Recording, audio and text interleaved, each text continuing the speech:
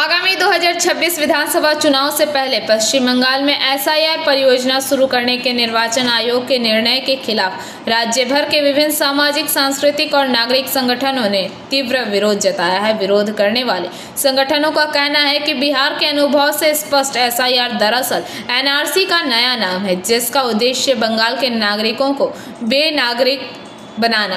इस संगठनों का आरोप है कि इसके साथ ही गरीब मजदूरों और प्रवासी बंगालियों के साथ लगातार उत्पीड़न की घटनाएं बढ़ रही है।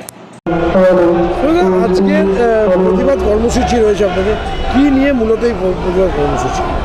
আমাদের প্রথম প্রতিবাদ হচ্ছে যে এসআইআর যেটা শুরু হয়েছে পশ্চিমবাংলায় বা বিহারে প্রথম শুরু হয়েছিল, তা মূলত এনআরসি করার একটা পরিকল্পনা।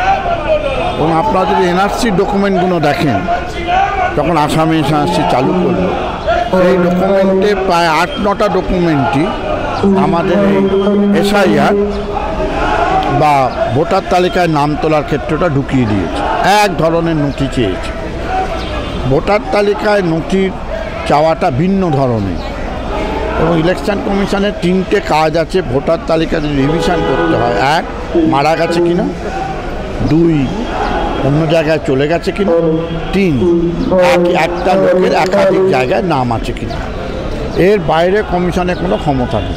কমিশন কে নাগরিক নয় এই যাচাই করবার জন্য নতুন করে এই বিজেপি সরকার নতুন কমিশনটা বানালো 2023 সালে ডিসেম্বর মাসের পর। তার পরিকল্পনা হচ্ছে ইলেকশন কমিশনের মাধ্যমে এনআরসি করে দাও।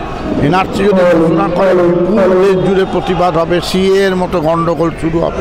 ফলে নির্বাচন কমিশনের ক্ষমতা সাংবিধানিক ভোটার তালিকা সংশোধন, সেইটার মাধ্যমে আমরা বিরোধিতা করছি। আমরা বলছি ভোটার তালিকা সংশোধনের অধিকার যেমন কমিশনের আছে, কিন্তু যে নিয়মগুলো এত বছর ধরে 75 বছরে অধিককাল ধরে চলছে, সেই নিয়মই করো।